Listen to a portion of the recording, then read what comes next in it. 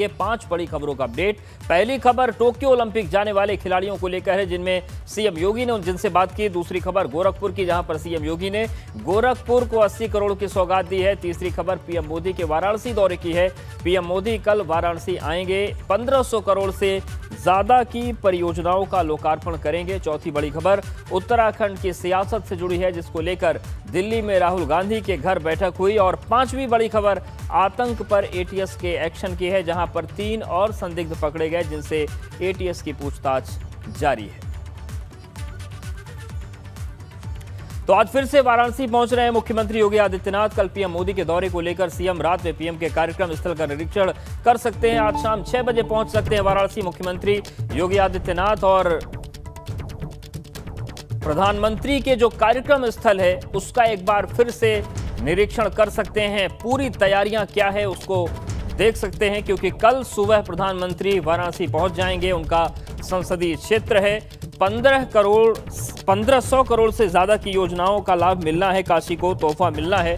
ऐसे में बहुत बड़ा कार्यक्रम है और थोड़ी देर के बाद मुख्यमंत्री योगी आदित्यनाथ वाराणसी पहुंचेंगे। शाम 6 बजे का वक्त सामने आ रहा है और वो प्रधानमंत्री के जो कार्यक्रम स्थल है वहां पर जाकर निरीक्षण कर सकते हैं।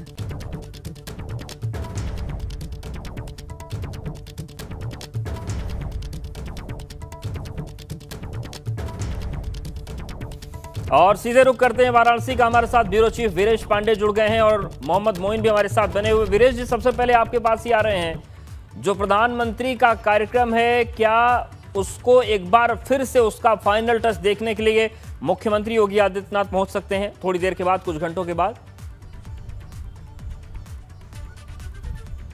देखिए, जब से सूबे में योगी आदित्यनाथ की सरकार बनी है और जब जब प्रधानमंत्री का दौरा होता है किसी भी शहर में, अगर वो दौरा हो तो उसके पहले मुख्यमंत्री लगभग 2 दौरे करते हैं और फाइनल टच देते हैं उस शाम को, जिसके अगले दिन प्रधानमंत्री को आना होता है उस शहर में, चाहे वो रैली हो, चाहे वो कोई कार्यक्रम हो, सरकारी कार्यक्रम हो। ये परंपरा हम लगातार जब से सूबे में योगी आदित्यनाथ की सरकार देख रहे हैं, मुख्यमंत्री योगी की सरकार देख रहे हैं, तब से ये चलती है। तो आज भी आ रहे हैं मुख्यमंत्री, उसको फाइनल टच देंगे, अधिकारियों के साथ बैठक करेंगे, वार्ता करेंगे और रात्रि में निरीक्षण भी करेंगे। खबर ये है कि निरीक्षण भी करेंगे और जब भी मुख्यमंत्री महीने में 2 बार कम से कम काशी के दौरे पर आते हैं और जब आते हैं तो रात्रि का निरीक्षण जरूर करते हैं, ऐसा देखने को मिलता है। लेकिन इस बार जो खबर आ रही है कि रात्रि का निरीक्षण होगा, चूंकि प्रधानमंत्री अपने संसदीय क्षेत्र में आ रहे हैं और साथ ही साथ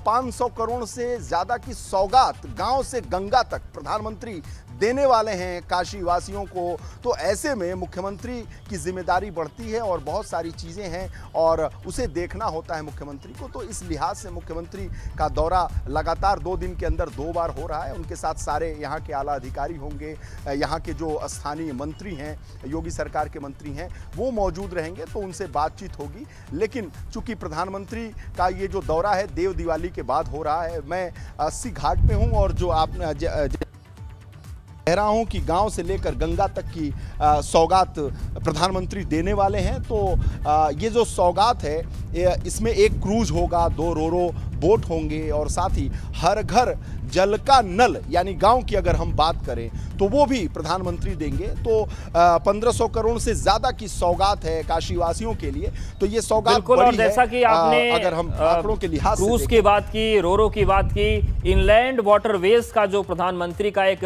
विजन है, जो उनका ड्रीम प्रोजेक्ट है, वो भी आगे बढ़ता हुआ दिखेगा। मोहम्मद मोइन भी हमारे साथ बने हुए। मोइन, इस वक्त आप वाराणसी में कहां पर मौजूद हैं और किस तरीके का उत्साह वाराणसी की जनता में है और किस तरीके की मुस्तैदी पूरे शहर में दिख रही है?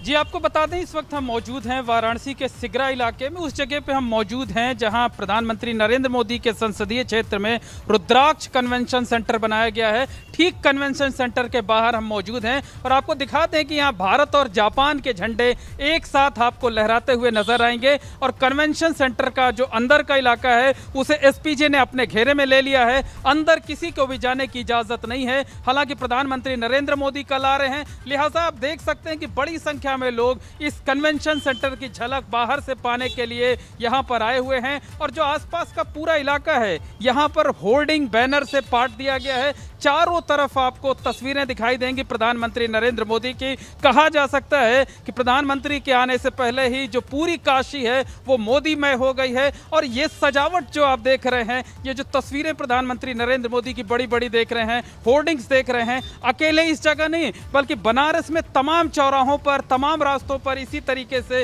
रंग दिया गया है। तो कोशिश ये की जा रही है कि प्रधानमंत्री जब नरेंद्र मोदी कल यहाँ पर आए तो उनका अद्भुत तरीके से अनूठे अंदाज में स्वागत किया जाए। जैसा हमारे सहयोगी नीतीश बता रहे थे दिन में कि तमाम लोग ऐसे हैं जिन्होंने अलग अलग गीत तैयार किए हुए हैं, अलग अलग अंग वस्त्रम तैयार किए हुए हैं। तो ये तस्वीरें देखकर अंदाजा लगाया जा सकता है कि काशी कितनी बेकरार है, कितनी उत्सुक है अपने सांसद का स्वागत करने के लिए, अभिनंदन करने के लिए। और लोगों को अब बस कल का इंतजार है कि कल वो पल कब आएगा जब प्रधानमंत्री नरेंद्र मोदी अपने संसदीय क्षेत्र आएंगे और लोग अलग अलग अंदाज में घर बैठे बिल्कुल उनका स्वागत करेंगे। और चूंकि कल एक बड़ा तोहफों वाला भी दिन है, वीरेश पांडे भी लगातार बने। वीरेश जी, आपने 80 का जिक्र किया, आप वहां पर खड़े हैं, आपने दिखाया तस्वीर की किस तरीके से क्रूज और रोरो सर्विस की सौगातें मिलने वाली हैं। इसके अलावा और क्या कुछ वाराणसी को खास मिलने वाला है? और जो सबसे महत्वपूर्ण बात हो रही है कि क्या सियासी तौर से देखें तो मिशन उत्तर प्रदेश का एक आगाज भी यहां से होगा। चुनाव में बहुत वक्त नहीं है उत्तर प्रदेश विधानसभा के। देखिए अवधेश, अगर आप बात कर रहे हैं सौगातों की तो 80 घाट पर मैं खड़ा हूं और इसी जैसे कि प्रधानमंत्री के बारे में मैंने बताया कि गांव से लेकर गंगा तक की परियोजनाओं की सौगात देने वाले हैं। तो एक और बड़ी चीज़ पर मैं प्रकाश डाल दूं कि इस गांव में ये जो गंगा है, यहाँ से जो क्रूज है वो चुनार के किले तक चलेगी, मिर्जापुर के चुनार के किले तक जाएगी। यानी पर्यटन को, धार्मिक पर्यटन को बढ़ावा देने की कोशिश है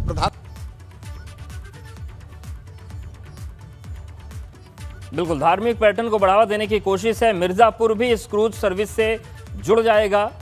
और देखिए कार्यक्रम क्या है, मिनट टू मिनट दोपहर 3 बजे दिल्ली रवाना हो जाएंगे। लगभग 5.5 घंटे का कार्यक्रम है। 10:30 बजे वाराणसी पहुंचेंगे प्रधानमंत्री नरेंद्र मोदी। 11 बजे BHU हेलीपैड पर उतरेंगे और 1583 करोड़ की परियोजनाओं की सौगात मिलनी है वाराणसी को, जैसा कि हमारे सहयोगी वीरेश पांडे बता रहे हैं। 12:20 पर रुद्राक्ष कन्वेंशन सेंटर का लोकार्पण होगा। वीरेश जी, एक बार फिर से आ रहे हैं आपके पास, कुछ तकनीकी दिक्कतें थी, अपनी बात पूरी करिए। जी, मैं जैसा कह रहा था कि गांव से लेकर गंगा तक की परियोजनाओं की सौगात 1500 करोड़ से ज्यादा प्रधानमंत्री देने वाले हैं। तो जो मिर्जापुर है, मिर्जापुर को भी धार्मिक पर्यटन के लिहाज से जोड़ने की कोशिश है।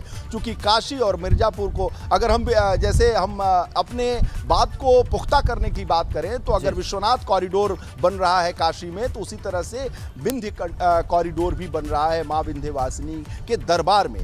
तो मिर्जापुर, काशी और आसपास के जिलों को धार्मिक पर्यटन के लिहाज से और तमाम तरह की विकास परियोजनाओं को देकर प्रधानमंत्री पूर्वांचल के विकास की रूपरेखा खींच रहे हैं। चूंकि पूर्वांचल का सबसे महत्वपूर्ण धार्मिक राजधानी हम कह सकते हैं प्रदेश की है और साथ ही साथ साहित्यिक सांस्कृतिक राजधानी है। तो जो काशी से क्योटो की परिकल्पना की थी प्रधानमंत्री ने 2015 में, जो शिंजो आबे की मौजूदगी में, कि हम जब ये जो काशी है वो क्योटो की तरह दिखाई दे, तो उस क्योटो का एक तरीके से अब अंतिम दौर में ये काशी पहुंच चुकी है। और रुद्राक्ष कन्वेंशन सेंटर जो जापान के सहयोग से बनाया जा रहा है यहाँ पर, वो वहाँ भी प्रधानमंत्री जाएंगे। तो जिस रूप में क्योटो और काशी की जोड़ी को और वहाँ की संस्कृति को और यहाँ की संस्कृति को मिलाने की कोशिश बिल्कुल। और जानकारी ये भी मिल रही है कि जो जापान के राजदूत हैं वो भी वाराणसी पहुंच चुके हैं। और अगर हम बात करें इस सेंटर की तो वहां पर जापान के झंडे लहरा ही रहे हैं भारत के साथ साथ, जैसा कि मोइन ने बताया। मोइन, और अगर हम बात करें तैयारियों की तो एक भव्य सेंटर मिलने वाला है। तमाम योजनाएं, चाहे रोरो सर्विस की बात करें, फेरी सर्विस की बात करें, जो वाराणसी के लोग हैं उनकी क्या प्रतिक्रियाएं हैं? खासतौर से आपने बताया कि इस सेंटर को अभी लोकार्पित नहीं किया गया, अभी से लोगों में उत्सुकता बहुत है इसको देखने की, लोग बाहर से ही देख रहे हैं। देखिए, निश्चित तौर पर कहा जा सकता है कि ये जो सेंटर बना हुआ है उसको देखने के लिए लोग यहाँ पर आ रहे हैं, लेकिन कल जब प्रधानमंत्री नरेंद्र मोदी आएंगे तो सबसे पहले वो बीएचयू के आईआईटी कैंपस में तकरीबन 150 परियोजनाओं का लोकार्पण करेंगे, शिलान्यास करेंगे। इसमें से आधी परियोजनाएं पूरी हो चुकी हैं, उनका लोकार्पण किया जाना है, तक उसकी लागत 738 करोड़ रुपए के आसपास है, जबकि बाकी जो योजनाएं होंगी उनका शिलान्यास किया जाएगा। तो साफ तौर पर कहा जा सकता है कि प्रधानमंत्री नरेंद्र मोदी अपने इस दौरे में काशी के लोगों को बड़ी सौगात देने जा रहे हैं। हमारे साथ काशी के कुछ लोग भी, हम उनसे बात कर लेते हैं और जानने की कोशिश करते हैं। बताइए भाई साहब, अभी आप कह रहे थे कि अगर मोदी यहाँ से सांसद ना होते तो ये तमाम बिल्डिंगें दिखाई नहीं देती, क्या भाव है आपका, क्यों ये बात कह रहे थे? बिल्कुल सही कह रहे हैं। और हमको जहाँ तक लगता है कि जितनी जब से मेरी पैदाइश हुई होगी तब से बहुत से प्रधानमंत्री बने होंगे, लेकिन माननीय प्रधानमंत्री नरेंद्र मोदी जी के ऐसा हमने आज तक कभी प्रधानमंत्री नहीं देखा। अगर ऐसे प्रधानमंत्री हम लोग को सांसद नहीं मिले होते हैं, हमारे बनारस के सांसद नहीं होते हैं, तो शायद आज जो ये इमारतें का उद्घाटन करने वाला। बिल्कुल, कई और लोग भी हमारे साथ हैं, उनसे भी बात कर लेते हैं। बताइए, एक सांसद होने के नाते आपको लगता है कि जितनी अपेक्षाएं काशी के लोगों ने की थी वो सारी की सारी पूरी होती चली जा रही हैं? हाँ, ये बात तो सुनिश्चित है कि माननीय प्रधानमंत्री जी ने जब से काशी के सांसद बने हैं तब से जो हम लोगों का निर्माण, जो काशी के अंदर जो विकास हुआ है, उसका तो कोई भी तरीके की, कोई समझ लीजिए कि उसका कोई उदाहरण ही नहीं है। बनारस में इतने बड़े बड़े प्रोजेक्ट पे काम हो रहा है, वो चाहे अंडरग्राउंड की बिजली वाला मामला हो, चाहे गैस लाइन हो, चाहे इतनी रुद्राज जैसी इतनी अजीमुशान बिल्डिंग हो, ये सब तमाम योजनाएं जो हैं वो निरंतर बनारस के अंदर मिल रही हैं। बनारस के अंदर जो है निरंतर विकास का काम हो रहा है। इसकी सिर्फ एक वाहिद वजह है कि देश का प्रधानमंत्री नरेंद्र मोदी ने काशी को काफ़ी कुछ दिया। आपसे जानना चाहेंगे कि क्या कोई ऐसी चीज़ है जो काशी वालों की इच्छा हो और अभी वो पूरी ना हुई हो, क्या कुछ और चाहते हैं उनसे? नहीं सर जी, अभी हो गया है। जो प्रधानमंत्री हमारे नरेंद्र मोदी जी किए हैं एकदम अच्छे से काम यहाँ है। वो लोकार्पण भी अच्छा है, रुद्राक्ष से जापान भी मंगा के लेके आए हैं, विदेश की यात्रा भी बहुत अच्छा किए हैं। हमारे काशी के लिए बहुत तमाम भी विकास हो चुका है जब तक सांसद हुए हैं। बिल्कुल अवधेश जी, साफ तौर पर कहा जा सकता है कि कहावत यह है कि दिल कभी भरता नहीं, दिल मोर मांगता रहता है। कहा जाता है कि ये दिल मांगे मोर, लेकिन काशी के लोगों का कहना है कि उन्हें प्रधानमंत्री नरेंद्र मोदी से कुछ भी मांगने की जरूरत नहीं पड़ती है। जो कुछ वो सोचते हैं, जो कुछ उनके तक संदेश पहुंचता है, वो सारी की सारी चीजें वो पूरी कर देते हैं, बल्कि उनकी कल्पनाओं से, उनकी सोच से भी ऊपर उठकर वो सौगातें जो है काशी के लोगों को देते जा रहे हैं। बिल्कुल, वही ना। और वीरेश भी लगातार हमारे साथ बने हुए। वीरेश जी, वो वक्त याद आता है जब पहली बार ये चर्चा चली कि नरेंद्र मोदी प्रधानमंत्री के प्रत्याशी बने, प्रधानमंत्री प्रोजेक्ट किए गए भाजपा की तरफ से, और ये भी कहा गया कि जो उनकी काम करने की छवि और जो सियासी छवि है उसका असर पूर्वांचल की तमाम सीटों पर पड़ेगा। वो असर पड़ता हुआ दिखा भी। लेकिन अब जो पूरा घटनाक्रम है, 2022 का विधानसभा चुनाव है, उस लिहाज से कितना महत्वपूर्ण है ये वाला दौरा प्रधानमंत्री का, जब इतने बड़े तोहफे के साथ वो आ रहे हैं? अगर आप चुनावी राजनीति की बात कर रहे हैं और नरेंद्र मोदी की बात कर रहे हैं, तो एकमात्र भारत के राजनेता हैं जो 24 राजनीति करते हैं, 24 घंटे वो विकास की बातें करते हैं, सोचते हैं। तो 365 दिन उनकी जो घड़ी है वो चलती के लिहाज से।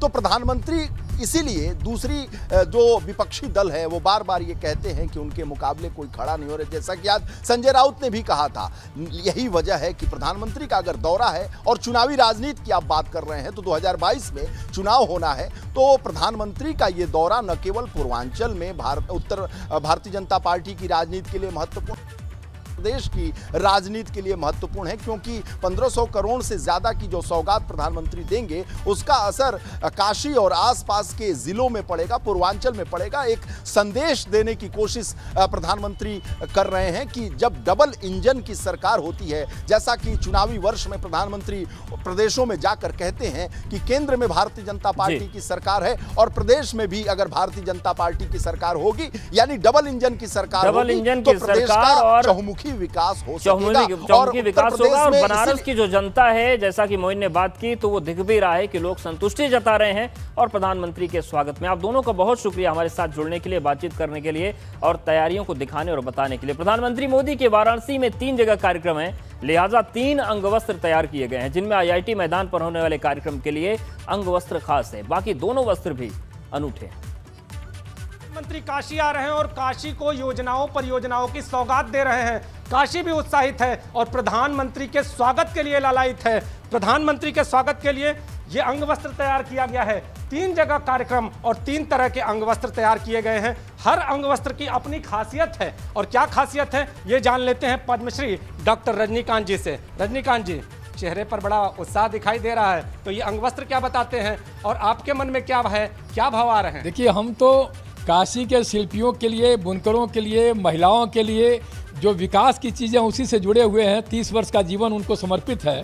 प्रधानमंत्री जी जब आते तो अपने आप काशी में पूरे उत्साह हो जाता है और यहीं से वो संदेश शिल्प को, कला को, जीआई उत्पादों को देते हैं। इस बार उनका आगमन रुद्राक्ष कन्वेंशन सेंटर के उद्घाटन के लिए हो रहा है और उनके साथ में जापान का प्रतिनिधिमंडल काफ़ी बड़ा आ रहा है। वह भारत जापान की मैत्री का एक बहुत बड़ी सौगात है काशी को, और वह देश में पहली बार इस तरह के कन्वेंशन सेंटर वो बना हुआ है। उसमें लल्लापुरा के मास्टर शिल्पी मुमताज़ अली ने अपने हाथ से जरदोजी से रुद्राक्ष को लिख करके उस जरदोजी और असली रुद्राक्ष का पंचमुखी का प्रयोग करते हुए उन्होंने अंगवस्त्र भेंट बनाया है।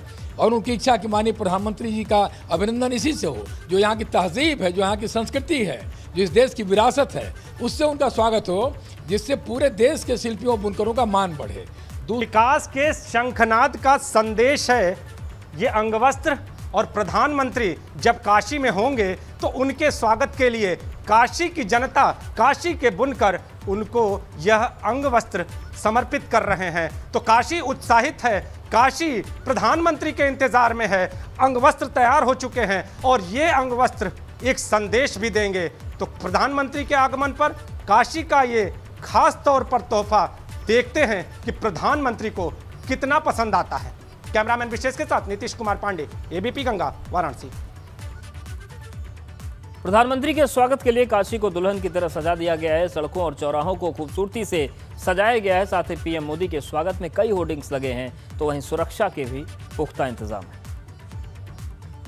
प्रधानमंत्री नरेंद्र मोदी कल एक बार फिर से अपने संसदीय क्षेत्र वाराणसी आ रहे हैं। उन्हें यहाँ कई कार्यक्रमों में शिरकत करनी है, लेकिन सबसे प्रमुख कार्यक्रम है बनारस हिंदू यूनिवर्सिटी में इस ग्राउंड में होने वाला। यहाँ पर प्रधानमंत्री नरेंद्र मोदी तकरीबन 150 योजनाओं का शिलान्यास करेंगे, लोकार्पण करेंगे। उसके लिए यहाँ पर खास तैयारियां की गई हैं और हम आपको दिखा दें कि इसके लिए एक बड़ा सा ये मंच बनाया गया है।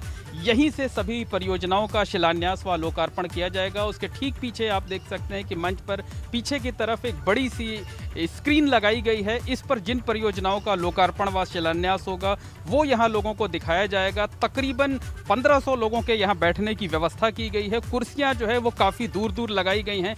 कोविड प्रोटोकॉल का पूरी तरीके से यहाँ पर पालन किया जाएगा। और आपको बता दें कि प्रधानमंत्री नरेंद्र मोदी जब कल वाराणसी आएंगे तो वो अपने संसदीय क्षेत्र काशी के लोगों को तमाम योजनाओं की बड़ी सौगात देंगे। तकरीबन 1538 करोड़ रुपए की परियोजनाएं हैं, 150 परियोजनाएं हैं। नरेंद्र मोदी कल के वाराणसी दौरे में जिन कार्यक्रमों में शिरकत करेंगे उनमें बीएचयू कैंपस स्थित सर सुंदर लाल हॉस्पिटल के नए विंग का उद्घाटन भी शामिल है। ये नया विंग बना हुआ है एमसीएच के नाम से, एमसीएच यानी maternal and child health wing, और ये सर सुंदर लाल हॉस्पिटल कैंपस के अंदर ही बना हुआ है। ये खास तौर पर कोरोना की तीसरी जो आशंकित लहर है उसके मद्देनज़र इसे तैयार किया गया है। यहाँ खासकर उन बच्चों और महिलाओं का ट्रीटमेंट किया जाएगा जो कोविड की चपेट में आएंगे। बच्चों और महिलाओं को एक साथ रखने के भी इंतजाम यहाँ पर किए गए हैं। इस खास विंग का उद्घाटन कल प्रधानमंत्री नरेंद्र मोदी करेंगे। इससे भी खास बात यह है कि प्रधानमंत्री नरेंद्र मोदी कल यहाँ पर कुछ विशेषज्ञ डॉक्टरों के साथ 1-to-1 बैठक करेंगे, उनके साथ सीधा संवाद स्थापित करेंगे, उनसे कोरोना की जो तीसरी आशंकित लहर है उसको लेकर बातचीत करेंगे। सकता है मोहम्मद मोइन, एबीपी गंगा, वाराणसी। मुख्यमंत्री योगी आदित्यनाथ ने गोरखपुर को बड़ी सौगात दी है। 80 करोड़ से ज्यादा की परियोजनाओं का लोकार्पण और शिलान्यास किया है। सीएम ने 75 कार्यों का लोकार्पण किया और इन 75 कार्यों में 40 करोड़ 71 लाख रुपए लगे हैं। साथ ही 48 कार्यों का शिलान्यास भी किया है। तो गोरखपुर को मुख्यमंत्री ने सौगात दी। उन्होंने कहा कि जीवन और जीविका दोनों पर ध्यान दिया जा रहा है।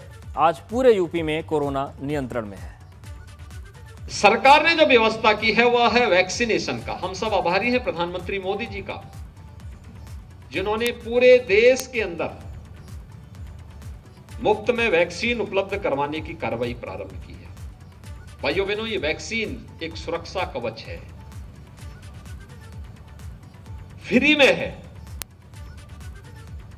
आप देख लीजिए, अगर प्राइवेट में यही वैक्सीन 600 और 1200 रुपये में है एक वैक्सीन, और सरकार फ्री में लगा रही है, और तब भी मैं देख रहा था बहुत सारे लोग एक डोज ले रहे हैं, दूसरी डोज ले नहीं रहे। जो निर्धारित समय सीमा है, उस निर्धारित समय सीमा के अंदर दोनों डोज ले लेना, यह एक सुरक्षा कवच देगा। क्योंकि जब तक कोरोना का पूरा खात्मा हो जाता है, तब तक सतर्कता और सावधानी ही और सरकार के द्वारा दी गई व्यवस्था ही हमें इस महामारी से बचाएगा, हमें और हमारे परिवार को इस महामारी से बचाएगा। यूपी से टोक्यो ओलंपिक में जाने वाले सभी 10 खिलाड़ियों को सीएम योगी ने वीडियो कॉन्फ्रेंसिंग के जरिए बात की। इस दौरान सीएम ने खिलाड़ियों का हौसला बढ़ाया। कल पीएम मोदी ने ओलंपिक जाने वाले खिलाड़ियों से संवाद किया था। कहा था कि उम्मीदों के बोझ में कभी न दबे, खेल में हार जीत का फैसला होता है। आपको बता दें कि टोक्यो ओलंपिक 23 जुलाई को शुरू होगा और 8 अगस्त को खत्म होगा।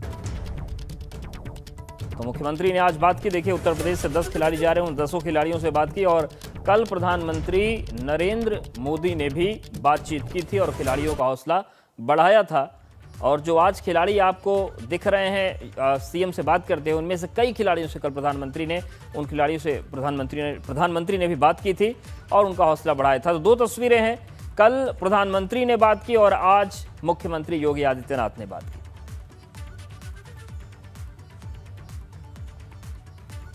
आज जो खिलाड़ी जा रहे हैं, इनमें ज्यादातर मेरठ और उसके आसपास के क्षेत्र के हैं, और इसीलिए राज्य सरकार ने तय किया, स्पोर्ट्स आइटम के लिए मेरठ बहुत पहले से जाना जाता है।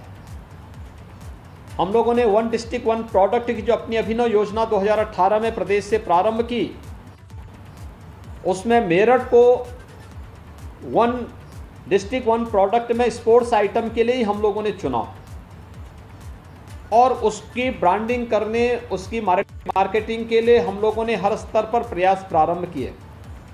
और आज हम लोग एक स्पोर्ट्स यूनिवर्सिटी भी मेरठ में दे रहे हैं। ये मेरठ में बनने वाला हमारा स्पोर्ट्स यूनिवर्सिटी जो होगा, इन सभी खिलाड़ियों को अपने साथ जोड़ने में मदद मिलेगी और इनकी प्रतिभा और इनकी ऊर्जा का लाभ हमें राज्य के अपने यूथ को आगे बढ़ाने और खेल प्रतिभाओं को आगे बढ़ाने के लिए एक नए मंच के रूप में यह स्पोर्ट्स यूनिवर्सिटी मेरठ के माध्यम से प्रदेश के खिलाड़ियों को आगे बढ़ने का एक प्लेटफॉर्म उपलब्ध कराएगा। राज्य सरकार ओलंपिक में जो पदक विजेता खिलाड़ी हैं उनको और प्रतिभा करने वाले खिलाड़ियों को भी सम्मानित करती है।